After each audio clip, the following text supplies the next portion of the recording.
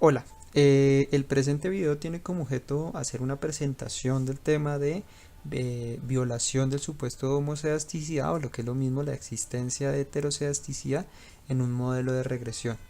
En el caso particular estamos hablando de la existencia de heterosedasticidad en el modelo clásico de regresión lineal, una estimación utilizando el método de mínimos cuadrados ordinarios.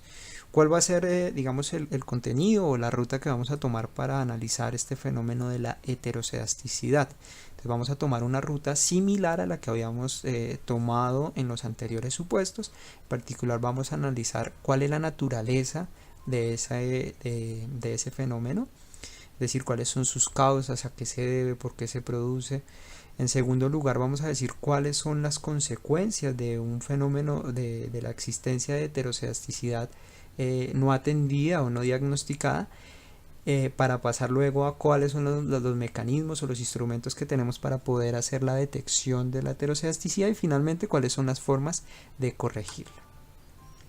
Antes de eso, tenemos que hacer un repaso, tenemos que recordar en qué consistía ese fenómeno de la homosedasticidad. Entonces habíamos dicho que homosedasticidad venía por allá de dos vocablos, uno que era homo, que significaba igual, y sedasticidad, que significaba variabilidad, o sea que lo que estamos diciendo, variabilidad o varianza. Entonces lo que decíamos era que había una varianza igual, pero una varianza igual ¿de quién? Recordemos que siempre los supuestos los estamos haciendo en torno a la función de regresión poblacional, es decir, a la población. Entonces lo que nosotros estamos diciendo es que existía una homosedasticidad o una varianza constante del término de error. ¿Qué quiere decir eso? Entonces, para cada una de las combinaciones de entre X y Y, en el caso de un modelo simple, existe un error asociado, o sea, un error que sería la distancia a esa función de regresión poblacional. Eso ya lo conocemos, que es la definición de error que tenemos, que sería el Y observado menos el Y estimado, ¿cierto? Pero a nivel poblacional. Lo que estamos diciendo es para cada uno de esos errores, si tomáramos la varianza, lo que estaríamos diciendo, si tomáramos en ese caso el valor esperado de cada uno de los errores al cuadrado, estaríamos diciendo que es igual a una constante que habíamos llamado sigma cuadrado. Ahora, ¿esto cómo lo vemos matricialmente? ¿O cómo lo vemos matricialmente? Nosotros hemos dicho que ese supuesto de homosedasticidad se podía reunir o se podía agrupar con otro supuesto que llamábamos de no autocorrelación en algo que habíamos definido una matriz esférica. Una matriz esférica no es más, o lo que nos está diciendo ese supuesto es que el valor esperado de U transpuesto por U es igual a sigma cuadrado por una matriz identidad. ¿Pero qué es U transpuesto por U? U transpuesto por U sería los errores o la sumatoria de esos errores al cuadrado. Básicamente uno va a ver que, ahí te vamos a ver en la siguiente diapositiva, que va a ser sencillamente la matriz estaría compuesto por dos cosas. En la diagonal, esa matriz U transpuesta por U, entonces estaría compuesta en la diagonal por el valor esperado de cada uno de los errores elevados al cuadrado. En ambos casos, ahorita vamos a ver que se parte del supuesto, o por construcción, nosotros sabemos que mínimos cuadrados nos genera que el valor medio de los errores es igual a 0, por construcción lo veíamos, o sea, la media de los errores siempre es 0. ¿Qué tenemos entonces? En la diagonal el valor esperado de los errores al cuadrado, y en las posiciones que no son diagonales, en todas las posiciones lo que tenemos es el valor esperado de U, el valor esperado del producto cruzado entre las observaciones. Sabemos que esa matriz es simétrica aparte, y es lo que trae. ¿Qué estamos diciendo además? Que como la media de los errores es igual a 0, nosotros podríamos tener, o lo que tenemos en esos elementos que están por fuera de la diagonal, es la covarianza entre dos observaciones cualesquiera, la covarianza poblacional entre dos observaciones o los dos errores cualesquiera, entre el error I1 U2 o en general entre el error UI y U sub J.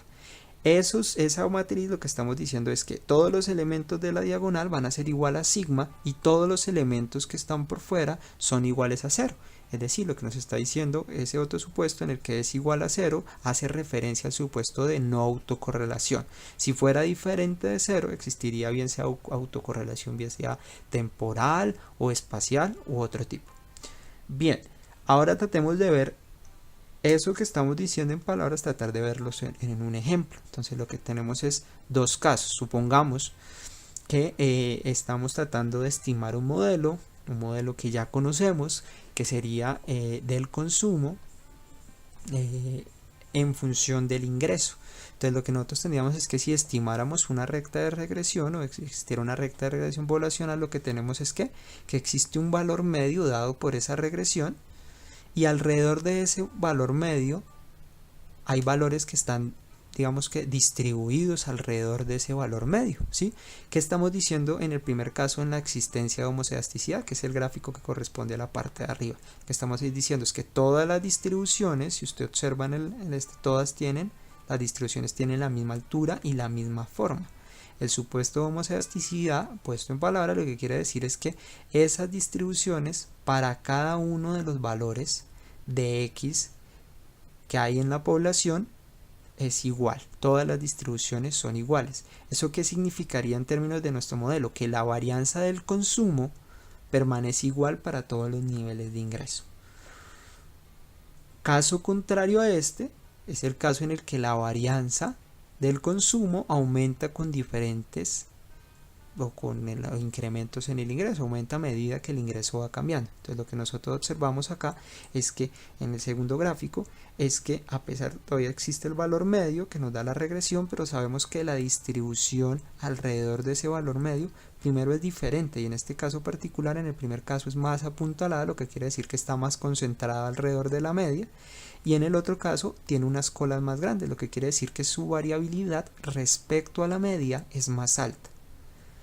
En este segundo caso estaríamos hablando de la existencia de heterocedasticidad, porque la forma de la distribución o la variabilidad está cambiando para cada uno de los niveles de nuestra variable independiente. Ahora, ¿y esto por qué es importante? Fundamentalmente porque bajo la existencia de heterocedasticidad, una de las propiedades estadísticas del modelo de regresión clásico no se cumple.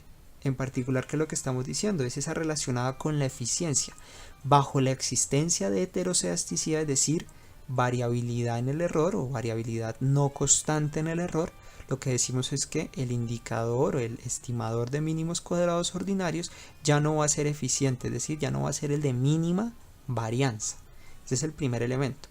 Lo segundo es que tendríamos en nuestro conjunto de datos, en una muestra determinada, si la llegáramos a tomar, digamos una muestra tomada de esa población que tiene ese comportamiento heterocedástico, tendríamos que las observaciones que tienen menor variabilidad, o el conjunto poblacional que tiene menor variabilidad, es más probable que esté cerca a la recta de regresión, y por el contrario, los que tienen más alta variabilidad, pues es más probable que estén más lejos de la recta de regresión. ¿Eso qué quiere decir? Que todos los YIs o todas las observaciones YIs no tienen el mismo peso, o no deberíamos dar el mismo peso. ¿Por qué? Porque las que tienen menor variabilidad y están más cerca de la recta de regresión deberían tener un peso mayor que aquellas que están más lejos y tienen una mayor variabilidad.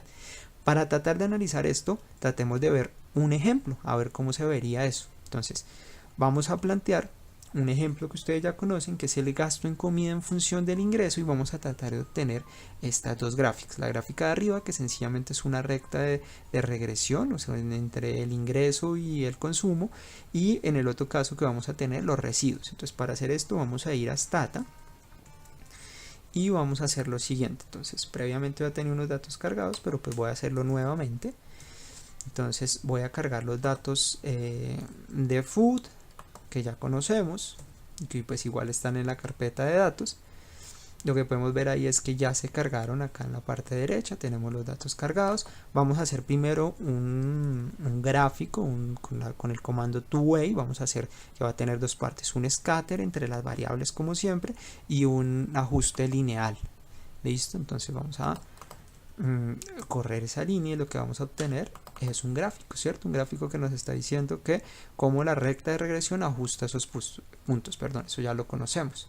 Entonces, ¿qué vamos a tener ahora? Nosotros podemos notar acá algo, y es que la distancia de cada uno de los puntos a la recta es menor, se hace más chiquita a medida que el ingreso es más pequeño. Esto lo podemos ver de la siguiente manera. Entonces lo que vamos a tener ahora es que vamos a correr esa recta de regresión, como siempre, entre el consumo y el ingreso.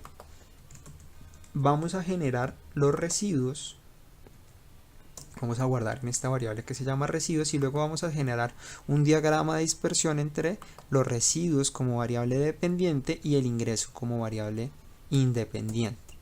Listo, entonces lo que tendríamos en ese caso es que en efecto, primero, los residuos están centrados alrededor de 0 y entre pues más cerca de 0 acá, bien sea positivo o negativo, vemos que a niveles más pequeños de ingreso o a menor valor de ingreso, los residuos son más pequeños, y a medida que el ingreso aumenta, los residuos se hacen cada vez más grandes. ¿Qué trata de decir eso? Si ustedes observan, esos errores ahí tendrían como una forma de campana, más o menos es lo que estamos diciendo, como si tuviera una forma de campana. Listo, volviendo a la presentación, lo que nosotros tenemos es lo siguiente. ¿O por qué se ocurre eso? La forma de campana nosotros podríamos tratar de verla acá en este caso, que lo que estamos diciendo es que esto se abre acá hacia arriba y este se abre acá hacia abajo, dándole como una forma de cono. Ahora, ¿qué significa esto? ¿O por qué ocurre esto en la práctica? Lo que nosotros estamos diciendo es que pensemos por un momento en los hogares que tienen bajos ingresos. Esos hogares que tienen bajos ingresos tienen una restricción presupuestal que hace que no puedan tener gustos extravagantes, es decir, dada su restricción presupuestal, solo pueden consumir cierta calidad de elementos. Por ejemplo, si tuviera sed, pues solo pueden consumir agua de panela, o pueden tomar, no sé, agua con limón, o pues porque su ingreso no le permite. Pero para los grupos poblacionales o para los hogares o para las familias que tienen unos ingresos más altos, ese ingreso les permite poder tener gustos que son más extravagantes, es decir, comienzan a ser importantes otros factores como la moda, los gustos o las preferencias que tengan cada una de las personas. En este caso podría elegir no tomar agua panela o sencilla tomar Gatorade o tomar gaseosa o un jugo de naranja o tomar una bebida como Red Bull, no sé, un Vive 100, lo que sea, pero un valor más alto. Entonces podría tener un abanico más amplio de opciones, por lo cual los errores serían pues más altos, tal y cual como veíamos. La existencia de este fenómeno, en el que aparentemente acá tenemos dos grupos de hogares de bajos ingresos y de altos ingresos, o a medida que una variable cambia y va cambiando esa variabilidad, es lo que denominamos heterocedasticidad. Entonces esa heterocedasticidad, en términos para nosotros de la matriz, va a decir que esa matriz que llamábamos esférica ya no es esférica. ¿Por qué no es esférica? Porque los elementos de la diagonal ya no van a ser iguales. Estamos diciendo que esos elementos de la diagonal van a ser igual a sigma al cuadrado sub i. ¿Qué es lo que nos está diciendo? Que ese sub i puede variar con cada una de las observaciones u sub i, como veíamos al inicio.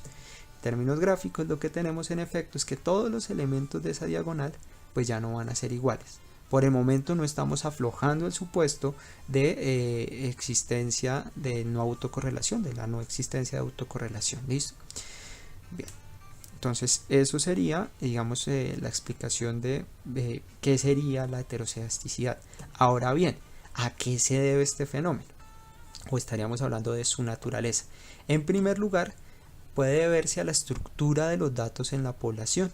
Entonces, como en el caso que veíamos ahorita, el consumo dependiendo del ingreso, las familias con menores ingresos tienen menor posibilidad de elegir respecto a las de mayores ingresos. ¿Por qué más puede ocurrir? Por la existencia de datos atípicos. ¿Sí? Entonces pueden haber datos influyentes o datos atípicos que alteran la distribución de las variables y por lo tanto también de los residuos o de los errores de esa función de regresión poblacional.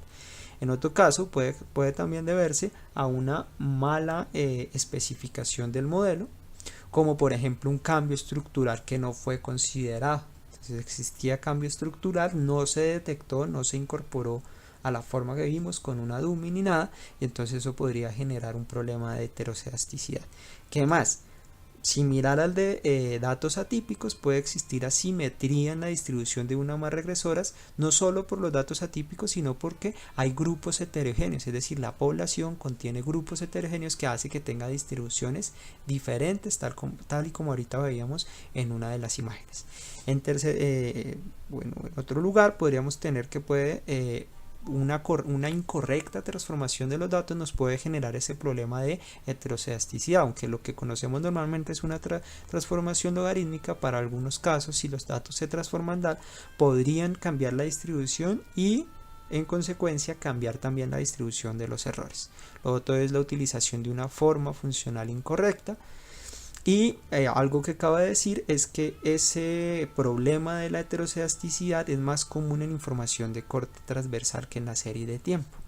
Recuerden que la información de corte transversal normalmente hace referencia a un momento específico del tiempo, entonces es más frecuente que se dé entre grupos, incluso podría ser entre grupos que están posicionados en el espacio de manera diferente, que ya sería otro tema que se ve más adelante. En los datos de serie de tiempo es más frecuente la existencia de autocorrelación serial, o sea, autocorrelación temporal entre las observaciones.